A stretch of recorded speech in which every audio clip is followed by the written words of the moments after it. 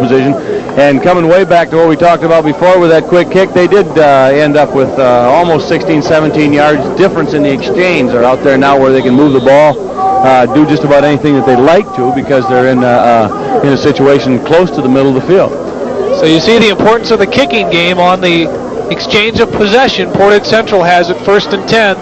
Ball on their own 36. The give goes inside to Williams, and he is really smacked by Roosevelt Bates. He picked up a couple, but paid for it. Well, he sure did, but he's got that good body lean. He did get that 2.5 to 3 yards. Mustangs come back and regroup. Danny Knight's getting a call from the sideline. In fact, now they're sending in number 56, Eric Munson, maybe with the call. And they're going to have to hurry to get this play off, or they'll get another 5-yard delay of game penalty on them. 2nd down and 7, they get it away, and the give goes inside again to Kurt Johnson, and he runs right through Bates' tackle and down close to that 1st down.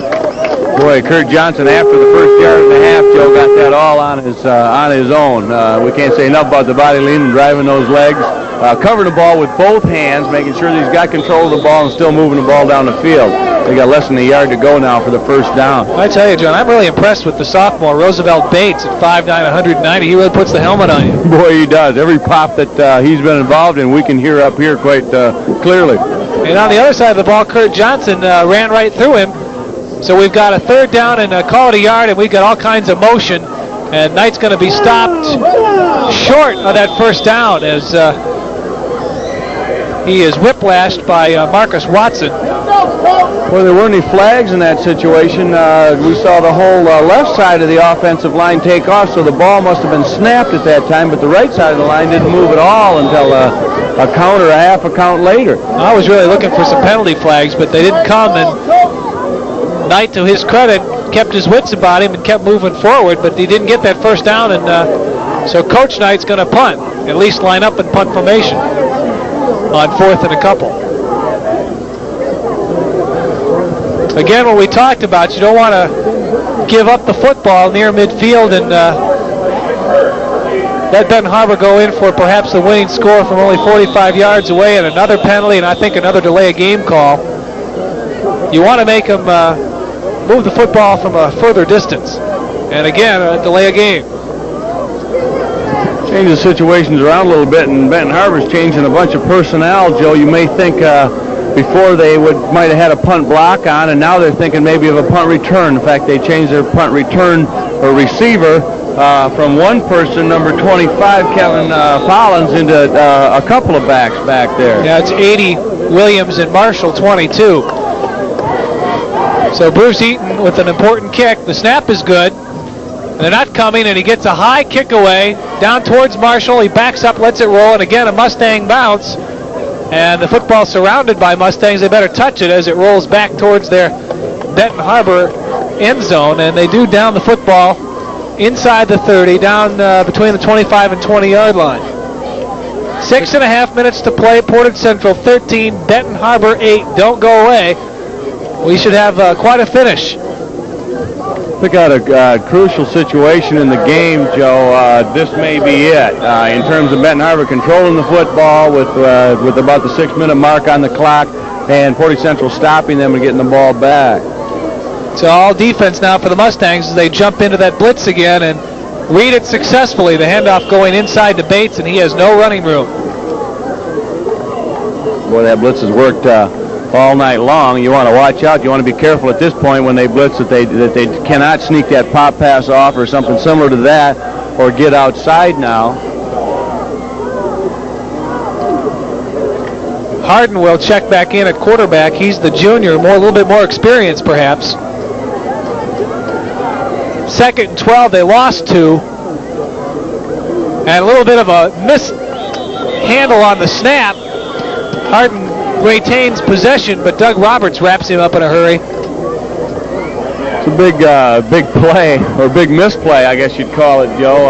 Benton Harbor split out. They'd run that pro set where they got people split out both sides. It looked like it probably was some kind of a passing situation, and then the mishandling of the snap. Of course, nullifies the whole play, and all you're trying to do is get the ball back and make sure you've got it to do it again. Well, and that'll happen, I think, when you're shuttling quarterbacks in and out. Each quarterback has a little bit different cadence, a little bit different hand feel in there, and Whitehead on the roll this time, throwing downfield. He's got Williams wide open, and he drops the football. That was 6 points as he catches that ball, as he got behind Pewitt, and the ball was right there. Boy, it sure was. It just went right between his hands. The quarterback, again, Whitehead, made an excellent move, a little bit of an inside move. In fact, I think that a lot of the Mustangs thought he was going to run the ball. I did at the first point.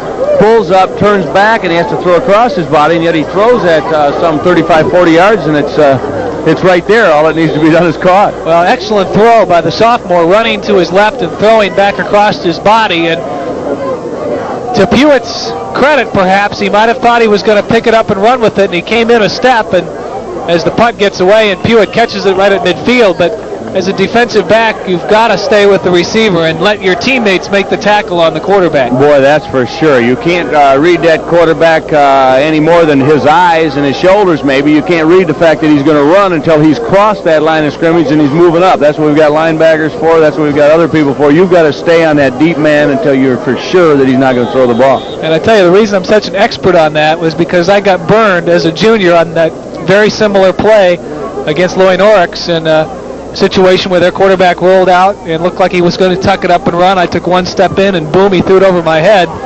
and it was 6 points. Boy, Joe, I tell you, it only takes that one step, too, and you can't recover. So Knight will roll right, and he'll look for some help, and Williams in and out of his hands, perhaps a little bit overthrown at the 40-yard line.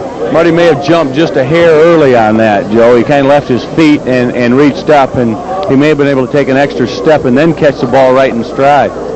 Yeah, the football was definitely in the area. 2nd and 10 with 3:47 to play, and Portage Central still hanging on to that 5-point lead, 13-8. See if Coach Knight elects to keep the ball on the ground on this play and run some clock. The man at the bottom of your picture is Dargis, number 43. Double tight end formation, and the draw to Williams, 50 inside the 40, and he really picked up some steam before White brought him down. Boy, that play worked well. They had the Benton Harbor Tigers right in a situation where they were thinking pass, and then you run that draw play, and of course with Marty just bowling up the middle, he's got the good momentum, and he just keeps rolling until he gets that first down. Well over 100 yards tonight for Marty Williams, his best output of the season, and a good showing for the Mustang offense, as I imagine they're approaching 300 yards rushing tonight. Clock also continuing to roll, inside 3:30 to play. 1st and 10 Mustangs, and the give goes to Kurt Johnson, and he goes nowhere, stopped at the 40. Great initial charge by Benton Harbor on that one that just shoved everybody back so that Kurt, when he got to that corner, he didn't have any place to go except for tripping over bodies, both his own players and the Tigers. He'll come out, I imagine, as Springman comes back in the ball game. And Johnson does come out of it for a play or two. 2nd and 12. He lost a couple, but the clock continues to roll. And I think if you're Benton Harbor, you got to think about calling some timeouts here pretty quick. Well, they're going to need them pretty soon, Joe, right. Quick pitch to Springman. He'll run to the top of the field, but I think we've got a motion call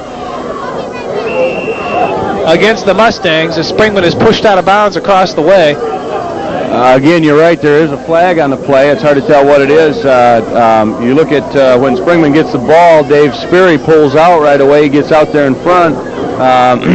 Doesn't need to make the big crunching block at that point. He just needs to get his big body out there, and Springman's able to make that cut behind David and get upfield. Well, I think the call is going to be on whoever was split out to the top of the field, not quite being set when that snap was made, perhaps because he lined up offsides and then tried to get back. Could very well be. You've got to be set no matter where you are. Those outside people can move, but they have to be set for a full count before the ball is snapped. And it looks like just exactly what you said, Joe. He was not set. So that'll back the Mustangs up 5. It'll still be 2nd down, but now it's 2nd and 17. And they'll go back in the huddle and talk about it. Clock now moving again. 3:20 to play. 2:20, 2:14. Knight has a double tight formation with one wide receiver, and he gives it inside to Springman, who stays in the ball game, and Springman fights down close to the 40. And that might be Kurt Johnson, and it is as he gets up. And now Benton Harbor calls the timeout, as you get a good shot of the Mustang cheerleaders down there doing their best to keep the crowd involved.